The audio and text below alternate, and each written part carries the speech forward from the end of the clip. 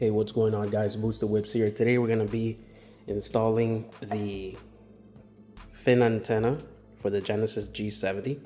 I already have mine's apart, so you will get the actual OEM cap replacement, which is held on by 5 screws. So after you have removed your antenna, which is held on by a bolt or a nut, you have to get under the liner. So I'm gonna post a video. I've seen some other people who have done like a roof wrap, and they have showed how to remove the liner and how to access the antenna. So I'll post that there so you guys can have it. It is a tedious job to bring down the liner, but this is what you got to do if you want a full replacement of carbon fiber on your antenna fin. So once you remove this, you're gonna take off the 5 screws, which I have here.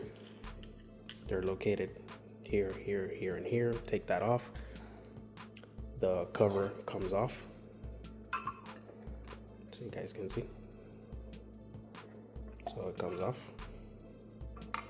You're gonna go ahead and take off your painted one, put in the carbon fiber one, line it up, and replace the screws.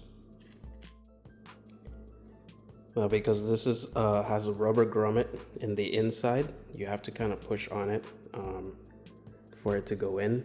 I already did it with the screwdriver, so we'll go ahead and put the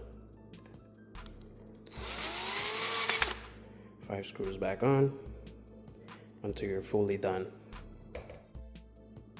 Make sure you do a hand tight on all of them so that there's no gap around, as this is water grommet, so that no water gets in there, of course. And that is it.